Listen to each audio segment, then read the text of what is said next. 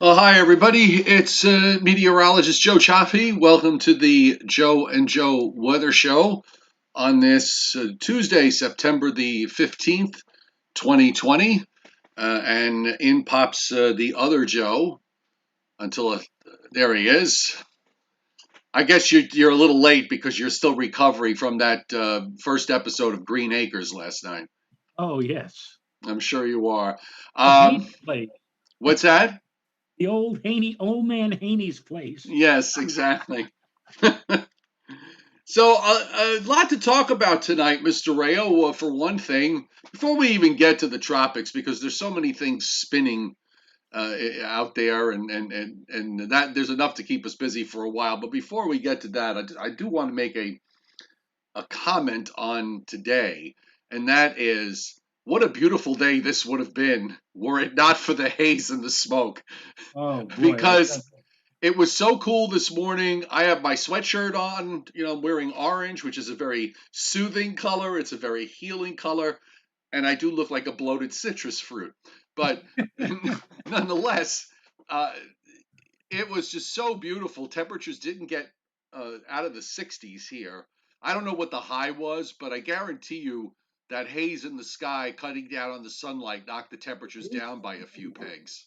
Well, at Central Park, this was the first time since the 24th of May that we actually had temperatures that did not clear 70 degrees at Central Park. It was also the coolest morning they've had going back to the first day of June. They got down to Right. 54. Now here at Rancho Rayo, we got down to 48. So it Yeah, I had mine. I pretty got cool. to 52. I had to take my orchids in last night. I didn't want to take a chance when it goes under 55. They get very touchy.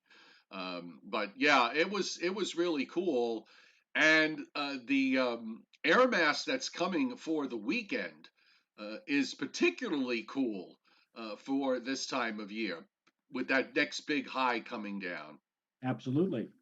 Maybe the next big high will be able to change the configuration of the upper level winds more to a northerly direction rather than a west northwest direction that we're getting now, which is why we're seeing the smoke from the wildfires get transported all the way 3,000 miles across the continent into our area.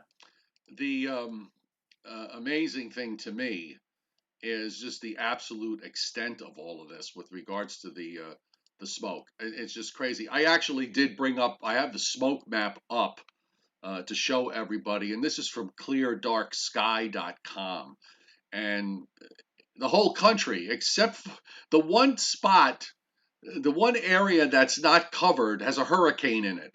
So, so Well, that's the it. atmosphere is being cleansed by the hurricane, I guess. But it's really from coast to coast here, and it also goes up into southern Canada.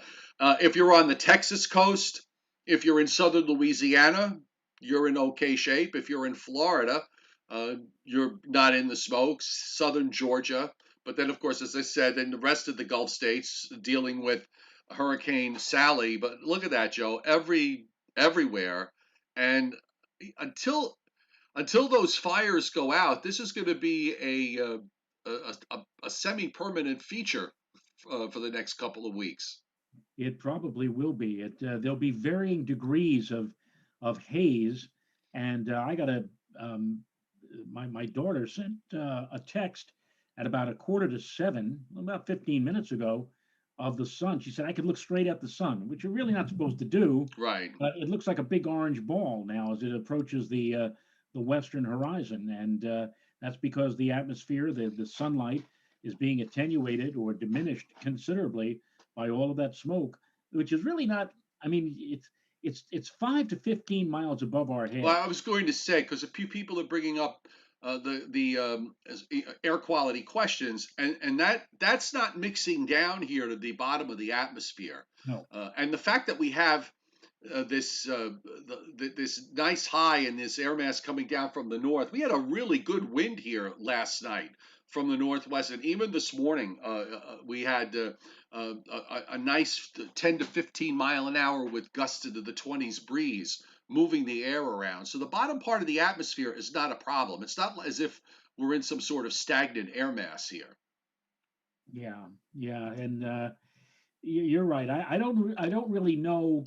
I just mentioned a few moments ago that the way looking ahead now to the pattern of the configuration of the upper level winds, we have one shortwave trough that's going to be passing by here to our north, I think at the end of the weekend, Right. and that may turn the winds, the upper level winds, more out of a northerly direction. But again, if you backtrack to where those northerly winds are coming from, they kind of ridge up over central Canada and then come directly from where the forest fires are or the wildfires are occurring out in the Pacific Northwest. So there may be a degree, let's say, of smoke continuing into the end of the weekend, early next week. But maybe with that change in the upper airflow, it may not be quite as significant as what we're seeing right now. I have the GOES loop up, the U.S. loop, and it's covered.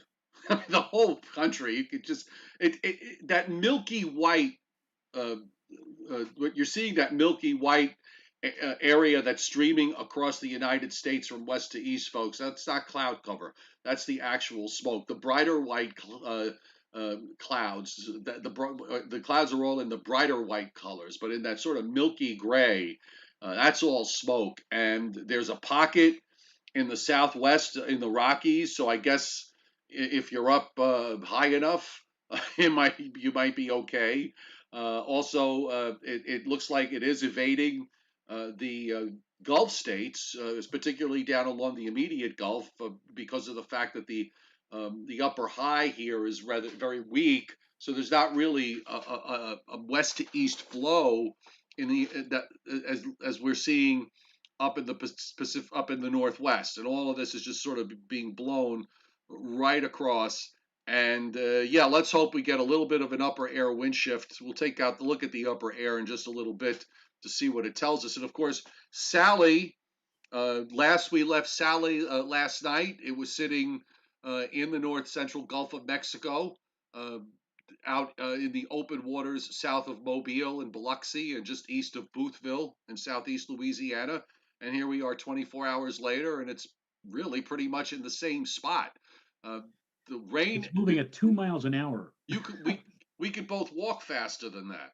Right, But right. yeah, and it's literally crawling to land, so it's going to be out there for the overnight and for the first part of tomorrow anyway, until something in the upper atmosphere comes along, some kind of shortwave trough, however weak, just to give it a nudge and move it inland, and perhaps that's what happens tomorrow, Joe, because we do have energy that's coming down from Canada in the flow, and that's while that's not going to drop a trough all the way down, it is going to drop far enough south to just kind of pull it up northward and get it going and spread all that rain up into the southeastern part of the United States. And what we said yesterday, the good news for us is that Sally is going to be pretty much out of the picture, save for maybe a shower, maybe with the frontal passage here late Thursday night and early Friday. I think if we do get wet, and there's only a small chance of that happening, it would be more likely that coming from the front and not necessarily from Sally. I think all that tropical moisture pretty well is going to stay out of the picture for us. And then look what happens, Joe. We Friday into the upcoming final official weekend of summer. we may have 3 days in a row, Friday, Saturday, Sunday. It doesn't get out of the 60s. Right, right. And it will feel for this last official weekend of summer a lot more like a fall weekend with those temps in the 60s and nighttime lows, probably again in many outlying areas dropping down into the 40s. So, as far as what's going on down with Sally, let's take care of the hurricane.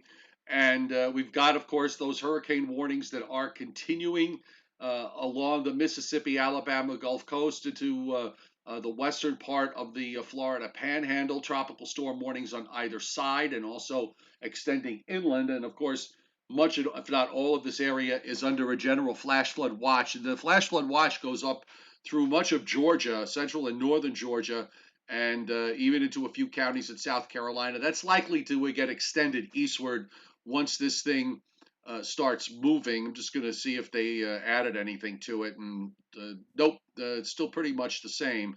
But it is going to wind up eventually getting extended. The other thing I wanted to point out, Joe, in the Northwest, because of everything that's going on. There's all sorts of air quality, and and also in California, you're seeing all sorts of air quality alerts. So here's where obviously with the fires going on, it is an air quality issue.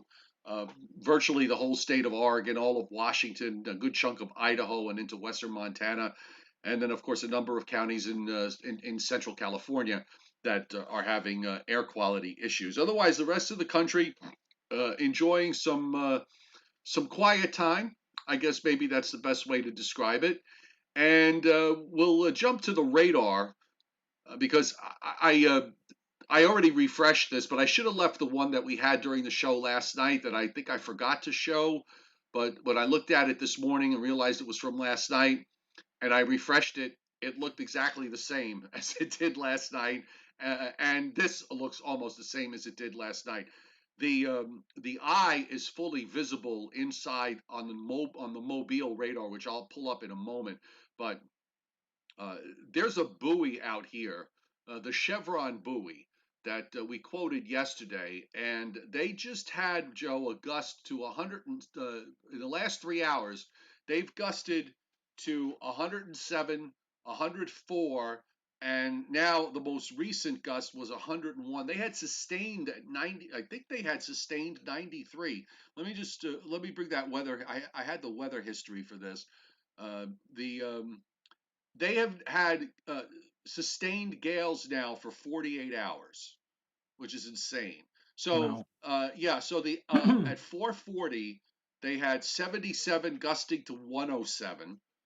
Now, the anemometer, just to be clear, is 53 feet up. Okay, so there is a little bit of elevation here we're talking about. Not a lot, but it's 53 feet. 91 gusting to 104. That was at 5:40 p.m. Central Time. And the latest observation at the top of the hour, 74 gusting to 101. And I mean, they've been going crazy for 2 days. I mean, granted, there's probably nobody there, since this is automated. The pressure there, the lowest pressure all day long, because the thing hasn't moved. The lowest pressure has settled right around 29 inches. It's got to 28.99 at 4:40, 28.98 at 5:40 Central Time, and so the barometer's been kind of sitting there all afternoon at the low, and of course that would make sense considering what you see on the radar, which is you know, what looks like the eye, pretty ragged, but it's there, and all that rain. I mean, it's been raining cats and dogs across southern Alabama and over the Florida Panhandle now for the better part of 2 days. So they're going to wind up with 1 to 2 feet of rain here before it's all said and done.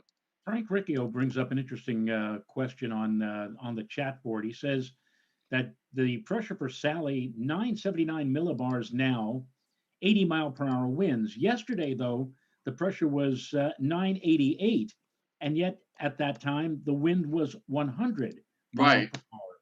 And he said, "Go figure." Well, it's very close to land, and there's probably some land interaction that's going on here. Uh, the satellite signature remains the same. Probably the fact that it's not at any kind of when those stronger winds were measured, the pressures were falling fairly rapidly, and then they kind of leveled off, and we haven't really seen too much pressure change during the day today. Just maybe a little bit, but nothing spectacular. But in a way, it's almost as if it's gotten into a kind of a stable. It's been just holding its own. I'm thinking, Joe, that the upwelling is probably preventing it from strengthening further. On the other hand, it's still the center is still completely out over the open waters, or so is the core. So that it's kind of fighting two forces here. One that's trying to keep it from strengthening versus the part that's trying to allow it to strengthen, and we sort of got this stalemate. But there are still some strong winds being reported offshore. Yes, I'm sorry, Joe. I'm just getting more settled into my chair here while Sure. I'm listening to you and watching the screen here. Yeah, that system is is certainly loaded for bear. And the main problem, it's certainly going to be remembered more as a rainmaker as opposed to a wind maker. Oh yeah. In terms of the amount of rainfall, I mean, some places may very well end up with 20 inches or even maybe 2 feet of rain before this is all over, said and done. Well, Again, because of the slow movement. one thing you can see on the loop, it ain't moving. It Yeah, really is not moving. It's just kind of sitting there. The, spinning the its wheels. Yeah, the eye wall is closed. There's not a whole lot on there's some on the south side, but obviously most of the action is going on the north side, which is impacting the land areas, and the rain has advanced northward into Alabama and also into southeastern Mississippi to about Biloxi. That's where the western edge of this. But the rain's completely uh, missed. Well, and it makes sense with the center actually out just a handful of miles further to the east. They got very little rain in southeastern Louisiana out of this. And that makes complete sense. This is what happens on the western side. There's always that very sharp cutoff that you find, and that certainly played out here. I'm going to also go to the Tallahassee radar, and that's the next radar to the west of the Mobile one, right. and I think it's TLH.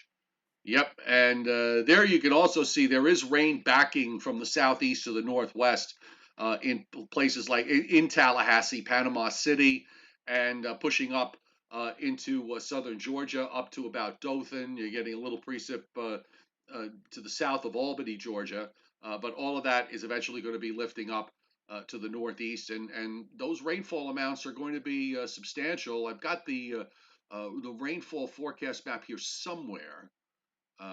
Is it this one or is it this one? I'm gonna say it's that one. Yes, it is. Okay, I guessed, I guessed correctly. But this from WPC, and I'll give it a little refresh here just in case they updated it.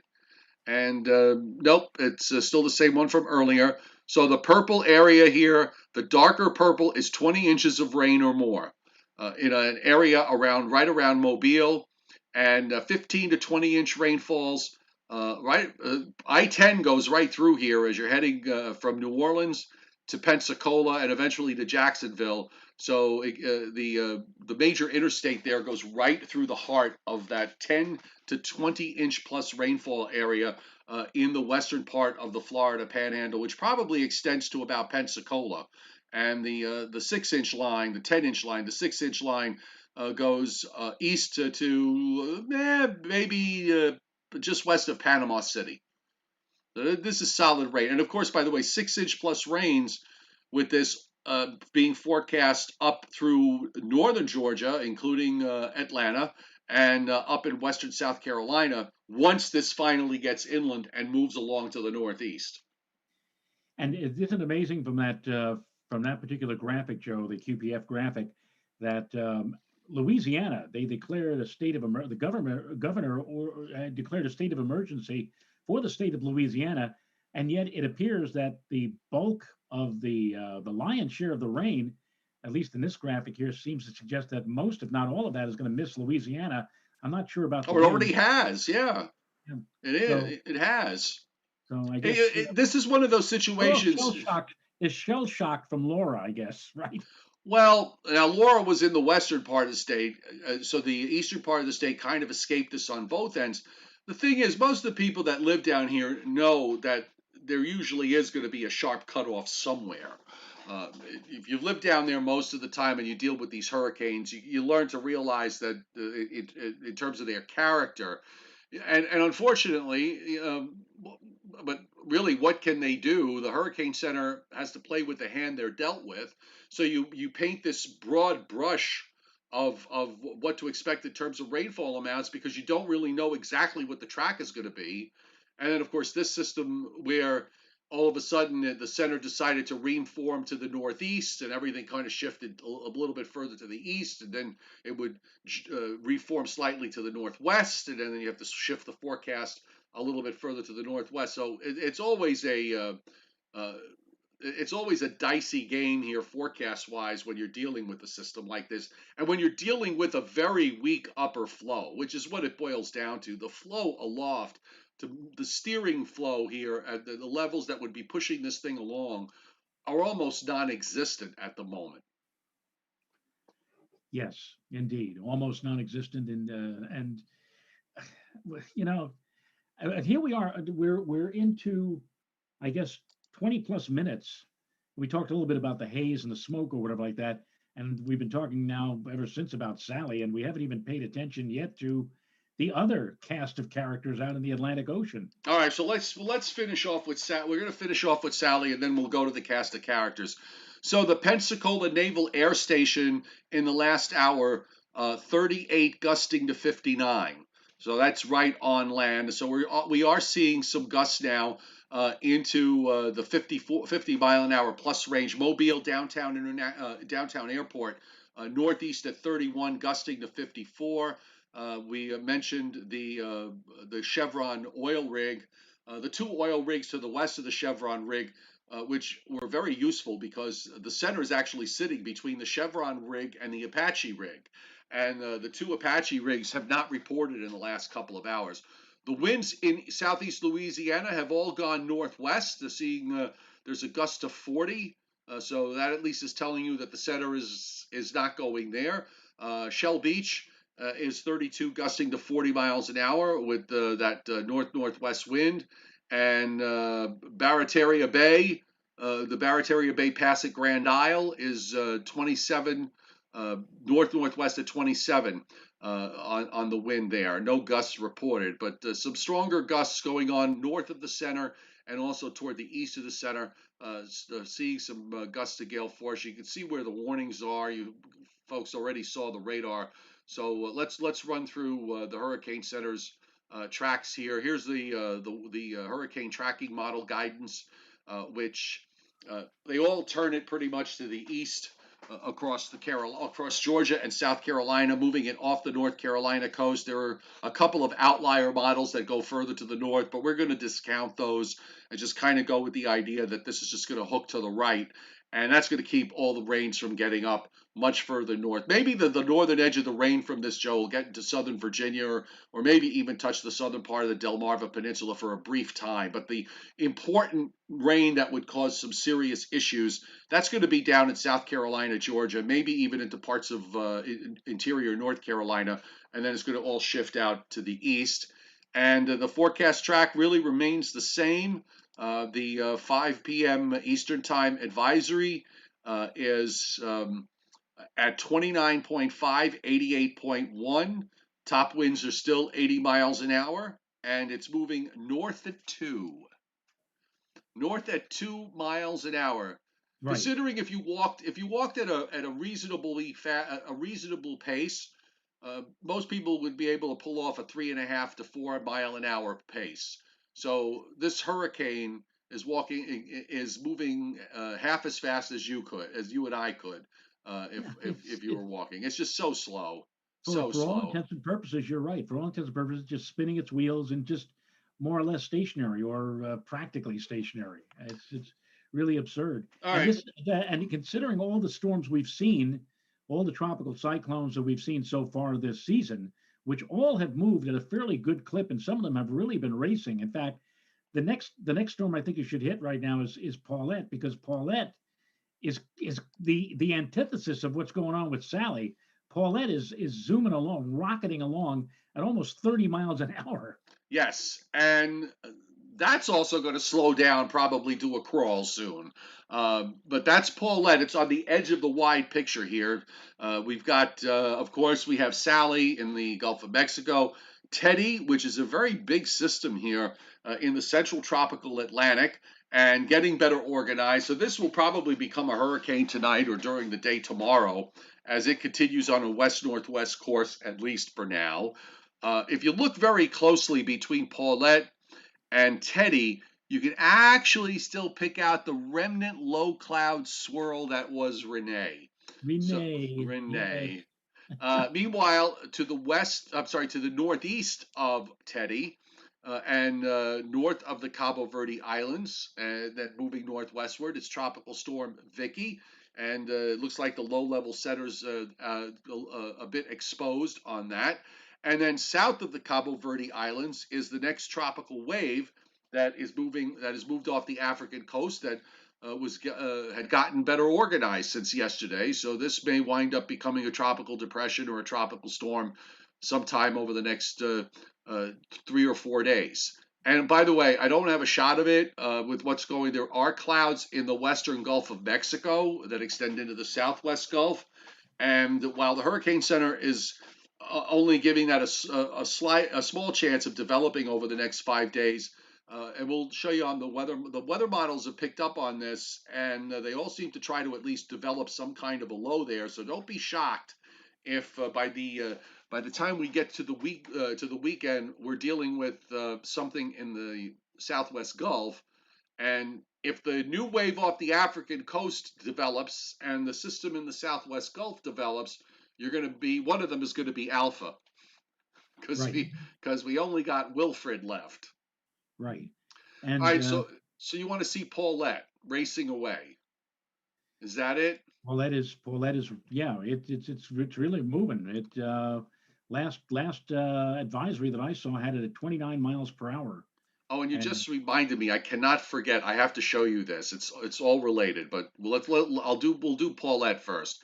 So I'll bring up the satellite of Paulette, and we can actually, when we look at the models, we can do all these storms all at once because they're all interacting with each other. But on the floater loop, you see it here. It's just really running to the northeast. It's now well away from Bermuda and moving out into the open waters of the Atlantic, passing well south of Nova Scotia, and we're seeing that some of the high clouds are touching southeastern parts of Newfoundland as it moves along to the northeast. But it's she's kind of really she's really sailing along, isn't she? yes, she is. But this is going to change. This is going to wind up changing, and here's the reason why. So we're going to bring up the upper air, and And you know what's also amazing to me, Joe, is that it went squarely over the island of Bermuda yesterday, and I did not see a single report on any of the, or hear a report on any of the news outlets about that. They were all concerned about Sally, and they talked about the wildfire, and of course they need to do that. But even, my goodness, just give me a footnote just to tell me that Bermuda, was under 100-mile-per-hour plus winds. and Nothing, I nothing can about I can tell you, however much damage that they had in Bermuda, and I'm sure they had some damage, they um, always come back. like within 2 weeks. Within Well, two weeks. there could be an interruption in that because if Teddy has his way, Teddy's going to head for Right. Bermuda. Well, that may be. So maybe they said, you know what, let's just wait till Teddy goes by and then we'll fix it. But my point is, they don't mess around in Bermuda. When they get a hurricane, and they've had before, I can remember when Gonzalo went over the island, and I think they had wind gusts in the 120s and 130s, and there was extensive damage on the island. A month later, they showed. I saw a video. I saw live pictures from Bermuda. It's like it never happened. Everything was completely cleaned up, rebuilt. It was all fixed. And they're amazing there. It's a beautiful place if you've ever been to, and I have a couple of times. It's amazing what a gorgeous island it is. It's not that far off the North Carolina coast. It's a short hour and a half flight from New York when they fly again. So yeah, if you've never been, I recommend it. So let's look at Paulette on the upper air, and this goes back to yesterday, and this is just as it already had passed Bermuda. So you can see that um, wrapped up tropical system. And of course, the other thing that's dictating all this, folks, is this pretty strong flow. There's an upper low that was sitting, an upper air storm north of the Azores. That's part of all of this. Now, of course, remember, we got all these other tropical systems running around as well.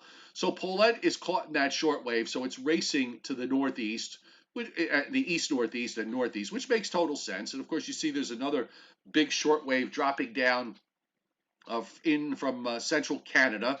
That's going to be the next cold front that comes into the east on Thursday and ultimately picks up Sally. But Paulette has a problem.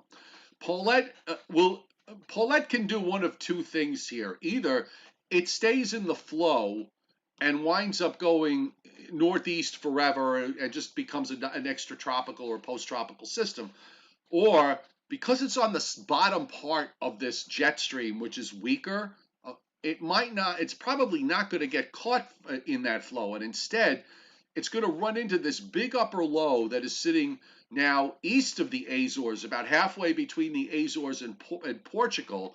And there's also an upper high that's building over England and Ireland. And that upper high is going to be building back westward. So effectively, Paulette's got a problem here. It's alleyway, it's opened alleyway that it has to continue a northeast motion is going to be completely blocked. So it kind of hits the ridge in the upper low and then starts to drop southward. So it drops south of the Azores. Now on this particular run here, this is what we don't know, because every run's going to be a little different. Now here's Teddy. There's a high in between Teddy and here's Paulette. Okay, so I'll make it with a P.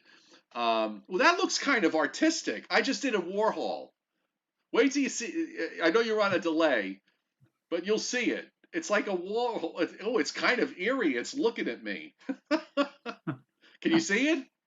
Not yet, not yet. You'll see it, Joe. The eyes and There you go. the ridge in the middle. Look, stare at that for about 5 seconds and tell me that that is not an Andy Warhol abstract. All right, so let me get rid of it. So watch Paulette though. I'll leave the circle around where Paulette is, and this is on Sunday. It just sort of hangs there, and then it misses a very strong shortwave that moves across the North Atlantic, and then it starts to drop south, and then southwest, and then it turns westward. And here we are, Joe, at 330. It does a complete full loop, and it's still here 16 days from now, right there. It Right. does a full, so basically it does this. Hold on, there we go. So it basically does something like this. But the question, Joe, Now we have a cyclops. the question here is that once it turns extratropical, but Well, we assume that it does, yes. But if it does do that, but there is a chance that it could regain Oh, sure. characteristics. So I'm thinking about there was a storm back, I think in 2002, Kyle, not the Kyle we had this year, Right. but we had a Kyle in 2002, and I even remember it lasted so long and went through such a crazy path across the Atlantic Ocean that one of the forecasters at the National Hurricane Center actually wrote on the official technical discussion, staying alive. I remember that, yes. I remember. Kyle staying alive. I think it was around. Was it around for the better part of a month? Yeah, something. I said 23 days. So yeah, he might be. So Paulette may challenge that, or may get like that when it hits that wall out over the east central Atlantic in a few days. And by the way, part of this equation, of course, is Teddy, and Teddy, which will become a hurricane and more than likely a major hurricane. The ridge in the Atlantic is not all that strong. You can see the weakness here in the eastern part of the United States. So the flow from off the Georgia coast northward is pretty much southwest. And Teddy's going around this upper high that's sitting right in the middle of the Atlantic. So it's just going to basically go around it. I actually drew that a little bit too far to the left, but you can see it here. Runs northwestward. Looks like it's going right for Bermuda before it makes that sharp right turn. Now, I would just be cautious because the models had the same thing with Paulette, and it wound up adjusting to the left. I wouldn't be shocked if the Atlantic upper high is a little stronger and maybe pushes this, because we're only talking about a handful of miles, really, it would have to be pushed to the left in order to make a serious pass at Bermuda. In this instance, it would pass just to the east of Bermuda, and then it just gets caught. And by the way, the other complication in all of this, Joe, is that there's a short wave, the one that goes through the northeast on Saturday with that cool high. The bottom part of that shears off and drops off the mid-Atlantic coast. So that's part of Teddy's problem in terms of the forecast. And some of the models earlier today, and it may go back to that because of that troughing that's along the east coast. It shot Teddy from east of Bermuda, just taking it straight northward toward Nova Scotia and Newfoundland. Now it's backed off from that today on the late afternoon model run, but I don't want to completely discount that possibility because you do have that little trough that tries to shear off there and drop down off the mid-Atlantic coast on Saturday into Sunday. So it might be something to watch as Teddy gets close by. And there's one other thing I want to show you. Okay. Now, what year is it? What year is this? Yeah, what year is it? This is 2020. Okay, so guess what? We have a Metacane. A Metacane? Oh, we may have a Metacane. What I'm This is from El Dorado or El Dorado Weather.com. They're the satellite of Europe, and right here in the Mediterranean Sea, to the east southeast of Sicily and south of Greece, is what looks like is going to be and this has happened from time to time over the last several years. Um, I guess you might want to call it a neuter cane or a hurricane-like storm or a subtropical storm, but there is going to be a wrapped up tight little low that is going to maybe make some news in some places. I think if you want to see it make news you might have to watch Euro News to see stuff about this. But look at the models, Joe. They actually pick up on this. Let's take a look at the. I'm going to bring up the map of Europe. I'm still seeing the satellite picture on my run right now. Okay, well you're behind, so you're on I'm always delay. behind Joe. Yes, you're on delay. Um, so I've got the map of this is the GFS. I want to see if the GFS picked up on it. Actually, it did. It's a very tiny little system here, but the GFS actually has it and has a wrapped up little low that gets down into the 990s and goes into from where it is positioned there in the Mediterranean, passes east of Sicily, and then goes eastward toward Greece. And I saw on the icon, Yeah, look at it. but That's amazing. take a look at the icon here. Huh. Yeah, isn't that cool? The icon's got a wrapped up little low. The earlier run, it got it down to almost to a 980 low. There it is, just east of Sicily. That's a tight little storm that's going to be there and moves towards Greece. So yes, folks, we may have a Metacane. Do they have a national Metacane office in Yes, India? Let's you say. have to be 65 before you can apply to Metacane.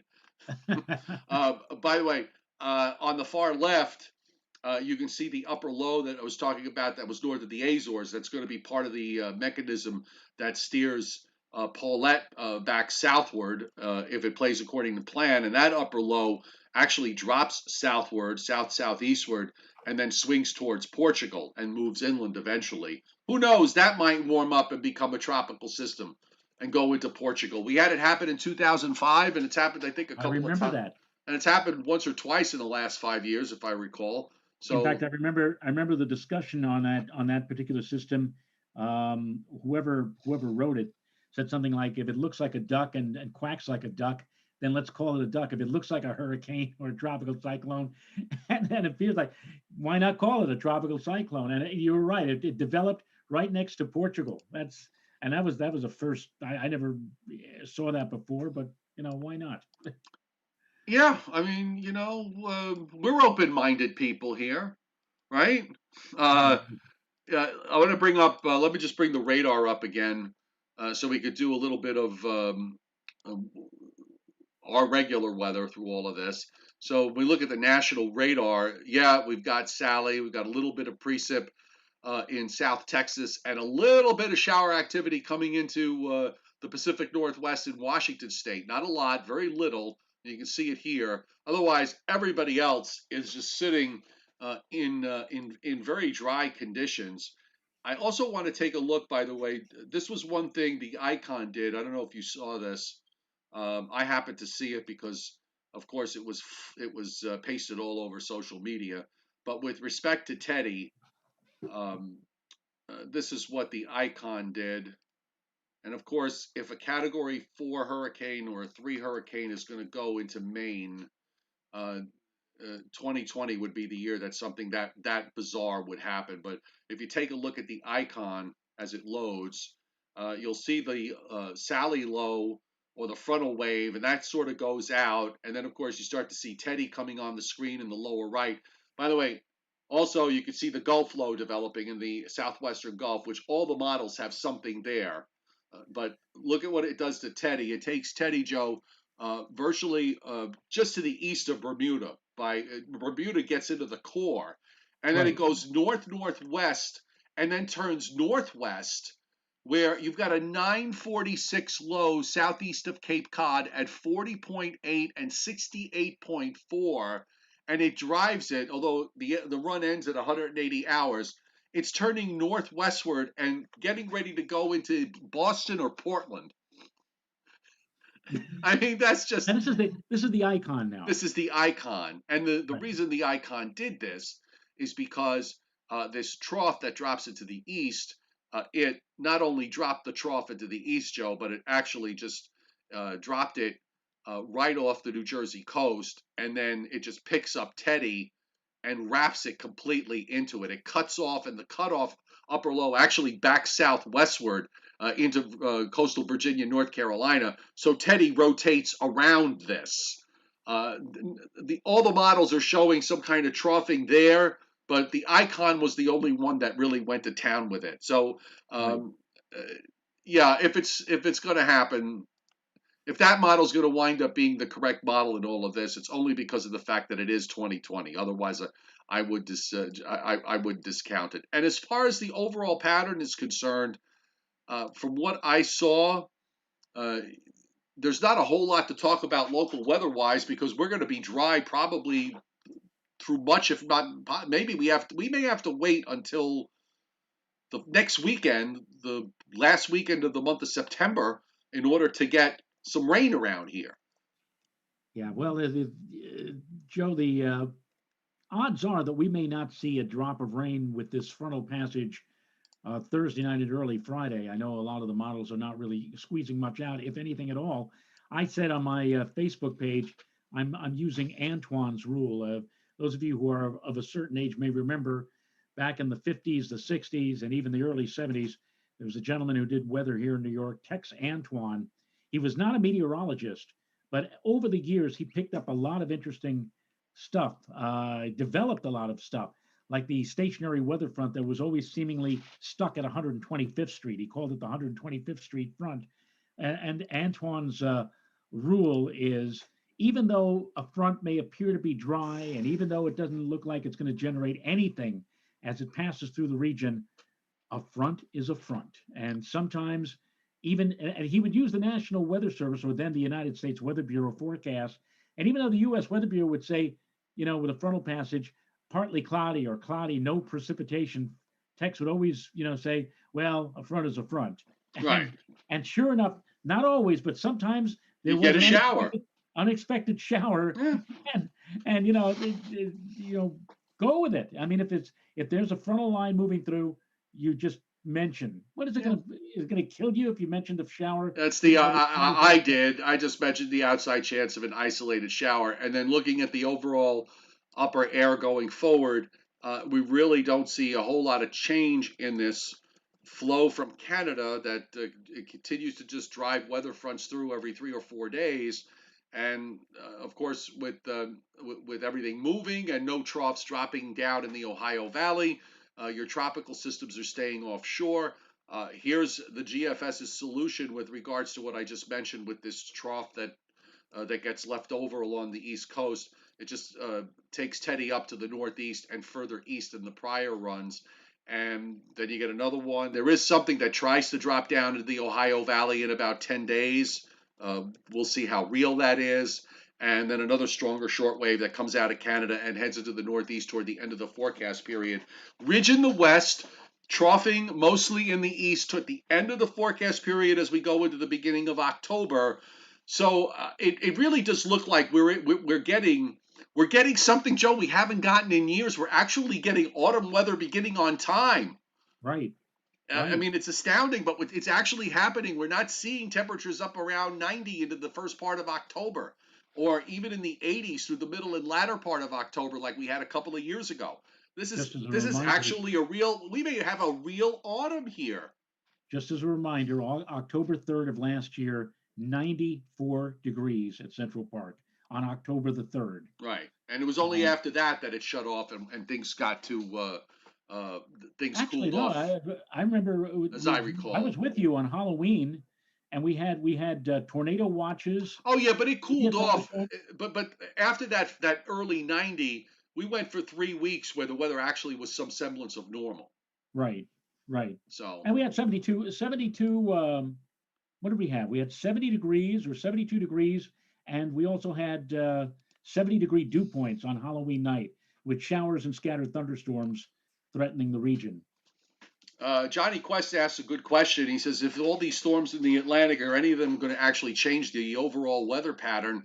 Well, it might. If it was Lorenzo last year that when it went up into northwestern Europe, that started the ball rolling and changed the pattern across Asia, and then eventually changed it across North America. So it is possible that one of these storms, if it gets up into the polar regions and starts moving the chess pieces around, that we could see the pattern altered a little bit. Maybe that's what the GFS is hinting at toward the end of the forecast period, where the ridge goes back into the west and you get a trough that troughing more of the troughing comes back into the east. But that's we'll have to see in subsequent runs whether that is the case. But perhaps if Teddy as a major hurricane goes up there and kind of disrupts the upper features that are in the North Atlantic and on up into Europe and Asia, then perhaps it will set off a chain of events to do a little bit of a little bit of pattern changing along the way. Would that we? Well, I'm happy with the way the weather is. To tell you the God's honest truth, Yeah, yeah, I'm I totally agree with okay you. with this. And that would be a change, really, because normally we look to tropical cyclones in the Pacific, moving up toward the Aleutian Islands to change the pattern. So for a change now, the Atlantic is sending something possibly into the northern regions, the hinterlands that may change the overall jet stream pattern, kind of a circle or halo around the top of the world, if you will. Daniel Fitzsimmons wants another October 29th, 2011. Let's not rush it or yet. It's No, no, no. I know what Yeah, he's referring to. yeah, And that was the big snow. 2011. That was the big heavy wet snowstorm that crippled Connecticut Daniel for a couple of Fitzsimmons would like to subsidize the amount of damage done to years. my property. Joe, I won't mention the dollar amount, but it was a hell of a big I'm amount. sure it I was. had I had tree limbs, and you say to yourself, what's the big deal? You can move yourself. No, a lot of people don't realize, even with a tree limb, how heavy these things are. If a tree falls on you, if a tree falls on your house, that's it. But I had my entire front lawn was littered with tree branches, tree limbs, parts of trees, leaves, everything else in the aftermath of that fun storm in just before Halloween in 2011. We had, I think, about 14 inches of, and it's not just 14. It's one thing if you have 14 inches of fluffy, powdery snow, right? 14 inches of concrete, grayish white, heavy duty wet snow that fell and descended.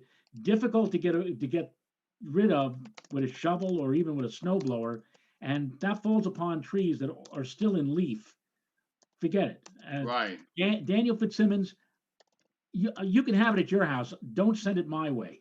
I don't want to go through that again. Funny thing, Joe, we had um, Irene. What about 6 weeks earlier? Correct. Irene, Yeah.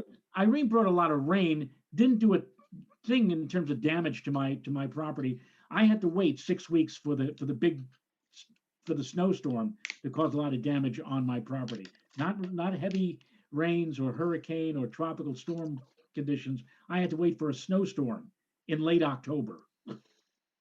Yeah. I mean, I know places in Connecticut they were out for weeks. Some places didn't get their power back for weeks. Uh, Weeks, Weeks. absolutely. They had to wait. So I know a friend of mine who lives in Belmore, Long Island. She got her power back just before Thanksgiving. Or am I Jeez. thinking? No, no, no. I'm thinking of Sandy. See, Yeah, they're that all was Sandy. mulling in Now they're mulling in my kind of head for piling me one on top of each other. because Sandy came exactly 1 year to the day that the snowstorm hit. Isn't that crazy? I Yes. started looking at October 29th and thinking, oh no, October 29th's coming. By the way, I should Oh, mention that I talked to the chairman, Scott Briller, today on Messenger. He is not feeling well. He was out enjoying himself this weekend, as he has a right to do. He works, does a lot of work during the week, delivering COVID supplies around New Guernsey, and he picked up something, and it's set him back with some nausea and just generally not feeling well, nose and throat, and that kind of thing. But he's got no fever. But he is going to going to get himself checked out on Thursday. So we wish him well, and hopefully it's not COVID, but it's just something that he caught from some of the the creatures that were running around in South Jersey on the boardwalk, and that's all it is. So we got our fingers crossed that that is the case. Not that we don't love the creatures that will do walk the boardwalk in South Jersey. We do. Okay. I have occasionally been one of those creatures that has walked the boardwalks of South Jersey. Okay. So I'm just kidding. Because people are, I've only been to Atlantic City once, and that was actually I don't remember the year exactly, but it was BC before children. yeah, no, I was there for a bachelor party for my son-in-law. It was the first and only time I was in Atlantic City at the casinos there, Joe. It's very strange. It's a strange place. That's all I want to. That's what I came away with. I'm not a Right. casino guy. I love horse racing. I like to bet horses. I like to go to the racetrack, but I'm not one to go in a casino and play the tables and 21 and all the rest of it. That's not my thing. But I went because it was my son-in-law's bachelor party, and I had never been to Atlantic City before. I've been to Foxwoods, and I was, which is a whole different, a much better experience. But I don't know, it was just weird. There was a lot of talk about creatures. I mean, there were a lot of weird people there in the casino. Well, you know Okay, what? I don't know how else to describe it, but they were strange. You talk about strange and creatures or whatever. The one thing that stuck out in my mind from my one and only visit to Atlantic City were the seagulls. I mean, I for a good part of my young life, I would spend time at Atlantic Beach and Long Beach, places in and around the tri-state area. You see seagulls, but these seagulls down in Atlantic City, I said to my wife, I said, they sound like they're laughing at us. And sure enough, when I went back and did a little research, that's what they're called, the laughing gull. I Yeah, mean, they actually sound like you know, yeah, that's how they sounded. nice. But I'm saying to myself, why don't they migrate up to New York? They probably are too smart. They'll say, we'll stay down here with the gamblers. Yeah. We're going north. I'm going to check this out because Trevor McKel, let me get the name right. Trevor McKelvey. I'll pull up the latest recon on Sally because apparently we have some kind of intensification going on, perhaps. And well, look at this, Joe. I'm just going to pull up. This is off Tropical Tidbits. Looks like the pressure's down to about 973 millibars. So That's a drop of suddenly, what, six millibars since the last what reading, did they right? carry on the advisory? I didn't say. What did they say? 978. I But think it was it 979, looks, wasn't it? yeah, whatever it was. I mean, I'm looking at the chart here on the recon that just got there, and looks like the pressure's dropped to 973, and the highest surface wind is at 75 knots. The flight level wind, oddly enough, the surface wind that they got, I guess whatever the equipment that they used, um, the highest surface wind was about 75 knots. The highest flight level wind on that eye approach was roughly about 68 knots. So something might be happening here. Maybe it's getting maybe it's interact the way for where it is in the warm water. Perhaps it's gaining a little bit of strength here as it continues to just churn around and inch its way closer to the coast. I'm looking here at the 7 p.m. Central Time, 8 p.m. On the Eastern advisory, Time advisory on Sally. The advisory, and they have max sustained winds 80 miles an hour, minimum central pressure 975 millibars, located at 29.6 and 88.0 west, and movement north at 2 knots. Yeah, okay. when the movement is that low on the knot meter, you don't even have to make the conversion, the 1.15 conversion to miles per hour. 2 knots, 2 miles per hour.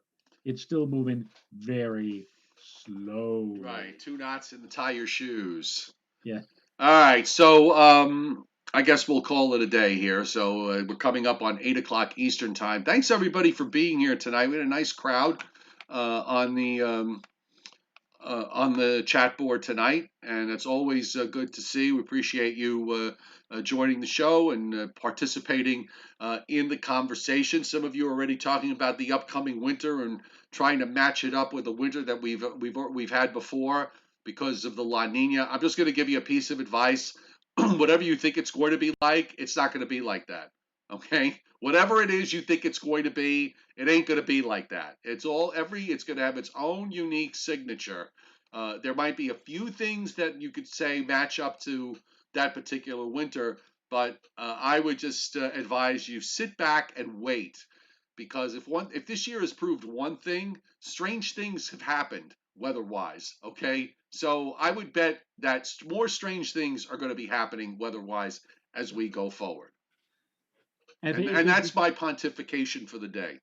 And you're more of a political buff than I am or whatever, but I mean, if we had some kind of a major storm somewhere, either in the east or to the west or whatever, I say in the United States on election day, who would that favor?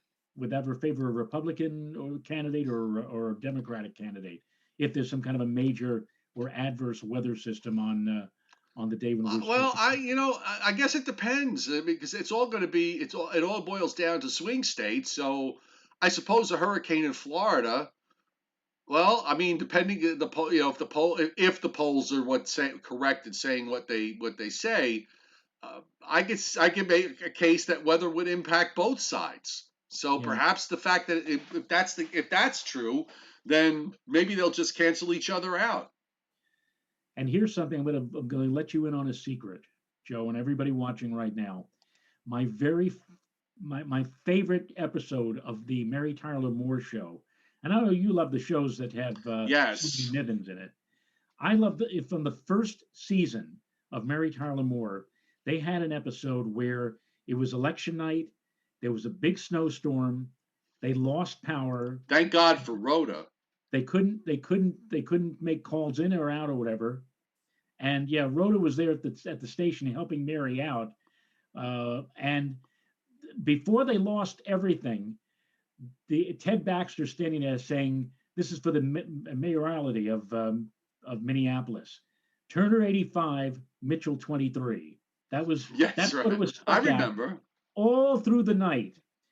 And I always said to myself, what it would be like to be at a television station on election night. Of course, I found out soon enough because I was at News 12 for many, many years. But on those nights when I had to work, and they kept me there, I always thought this was so unfair. They'd send the sports guy home, like 8 o'clock to say, "We're not going to do any sports tonight, Walt, you can go home." They kept me there. And they said, "We need you here." Why? What do you need me for? You're doing elections. He said, "In case something happens, in case there's some kind of a mess up or a breakdown or whatever like that, we need you to kill time." I was known at News 12 as the accordion. I could do a very short report, or I can stretch it out as much as they needed. And so since I was there in the late night hours, and you had to be up at like 1 or 2 in the morning to see this when I was doing live weather on News 12 after all the election coverage was done, I put on my United States weather map. I chose which states that they could go in. I put Turner 85 and Mitchell 23. I did that for like 10 years. I was wondering if anybody was going to notice that. Nobody ever did. I guess they weren't big fans of Mary Tyler Moore, but that was my tribute to election night and the Mary Tyler Moore Show by putting those two those two figures on my national map only in the late night hours, in the wee hours of the morning, 1, 2 a.m. when I was still at News 12. They kept me there to be the filler. To torture you. They tort. To And you know what? torture you. You know what? I found out that at the last election, the last presidential election, um, I met with the powers that be at FiOS One the day after the last election, the day after Oh, the had they wiped their tears by then? oh, well, you know, it was with several of the hierarchy of FiOS, including our interim news director there. And I asked her, I said, you know, because the night before they kept me till like 1 or 2 in the morning. And Right. I said, when did you finally dismiss Joe? 10 o'clock. Last night, 10 o'clock. I said, you let him go at 10 o'clock. 10 o'clock. I was out the door.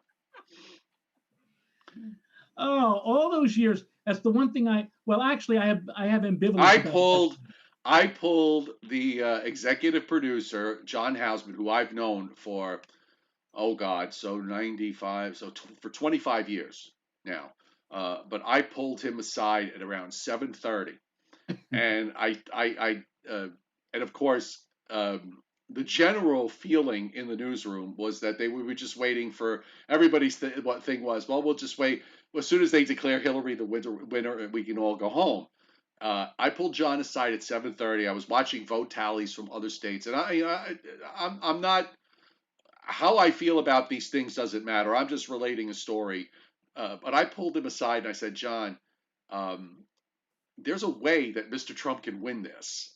And we were looking at what's going on in Florida. I said, if he takes Florida, Virginia, Pennsylvania, Michigan, and Wisconsin, and all those states at that point were, with the vote tallies, were all incredibly too close to call. But states were starting to fall in his favor. I said, you know what? And then I called him up an hour later. I said, he's going to pull this off. You watch. And as it was happening, by the time, right before I left at 10 o'clock, you could the mood in the newsroom was. It was just I guess I don't want to use a too negative a word like dire, but there was that sort of Paul in there, like, what is happening? And I'm thinking, what's happening? Why is this happening? Almost Twilight Zone-ish. Right. And yeah, it was just I guess because for me as a forecaster in our profession, I've always gotten great pleasure when you pull a rabbit out of your hat where you forecast something that no one else is forecasting and you turn out to be correct. And it's about something that has impact in terms of weather. So I have always found a certain sense of joy when somebody comes out from the outside and makes an outside prediction with some basis and some reason to make that prediction, not just doing it randomly, but actually has a reason for doing it, and it winds up happening because then you can watch 99% of the people just watch their jaws all drop in unison, and it's a lot of for me it's a lot of fun. I love watching that happen. As I said, election night at News 12 was always, for me, I had a feeling of ambivalence. I didn't like the fact that I was being kept to stay there until like 1 or 2 in the morning just to do a weather forecast.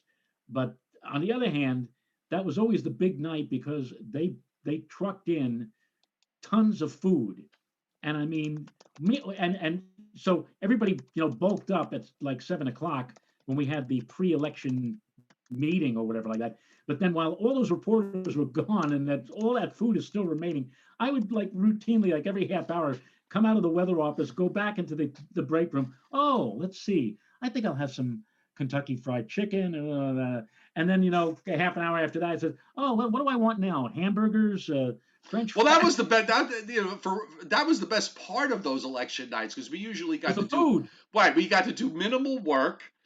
If we were lucky, we got to leave hours and hours and hours before everybody else did. Sometimes we would get to leave early because they knew Right. they weren't going to use you, and you got to eat. And um, uh, Ralph at FiOS, remember, he used to always order really good food from really good Absolutely. places. So we had good stuff from when he would order either Italian stuff. I used to love when he I ordered still tell my, when he ordered Mexican. I was in heaven. I still tell Renata, a couple of years ago, I had to work there on Christmas Day. And the one thing, people going at the meat and everything else like that, what I was going after? I was popping them like candy, Brussels sprouts, but it was not regular Brussels sprouts. They had some kind of a coating on them. And I said, my God, what is this? Like I was just going Well, after you the, got to be careful with Brussels sprouts because for most people, and thankfully I'm not one of them, but for most people, Brussels sprouts will give you enough weaponry to empty out several rooms and maybe a couple of buildings. oh, well, Okay, so if you get my drift here, literally. it sounds like my Aunt Irma's broccoli and cheese that we always used to have on Christmas Eve. My Aunt Irma would visit my mother. Broccoli and cheese is a loaded combination. That's loaded. That's asking for trouble. I, I, we Okay, gotta now stop this we've now. got. I know We gotta get back. we've We gotta gone get back from to Aunt Irma. we've gone from talking about newsroom stories and to I you called it. know I used to call it. gas combinations here. So this I is got into trouble. I got into trouble once on News 12.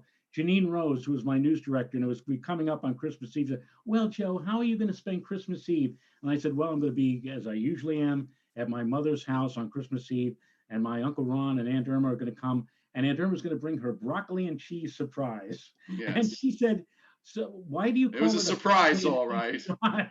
I said, "First you bring the broccoli, Yeah, Quincy. you have the cheese." All right, then the cheese. Quincy McCoy, Brussels. I actually And like then Brussels the sprouts. I'm tr- I'm trying to keep this conversation from going where it's going to naturally go. You know what? Before I get into any more trouble, good night, all. All right, he's shutting out. Quincy McCoy, before I say goodnight, I just want to tell you I like Brussels sprouts actually. And for people who don't like Brussels sprouts, you should try to roast them in the oven with Parmesan cheese and bacon. Okay. And they are very, very good. Okay. So that's just my never to be humble I'm back. recommendation. You came back, Yes. you coward. I was just saying goodbye. But yeah, let's let it go. It's all done here. It's coming up on 8:10. And you know what? All this talk of Brussels sprouts is going to make me want to open up my bottle of Cabernet Sauvignon that I have upstairs that I just bought today from the liquor store that's going out of business. Uh, so, everybody have a great night. It's always good to finish off with a laugh. Folks, I know some of you get you. I mean, we're at a time where people get wrapped up in all the political crap that's going on. Let it go for the hour that's on this show when this show is on, and just enjoy yourselves. That's just really what it's about. I mean, we really weren't talking politics here. We were You talking, see, our we went newsroom from stories, and we went we from there went to from talking about flatulence. So, we, so there. we went from the elections of 2016 to my Aunt Irma's broccoli and cheese. And somehow that's related. Okay, somehow there is a link there. Good night, Joe. I know, but you have probably a long explanation. Mrs. Rayo finds out that we were talking about all this gassy stuff. She's probably going to have a field day with you. I'm sure I will hear it now. All right, Thank we'll you. see you tomorrow. All right, everybody.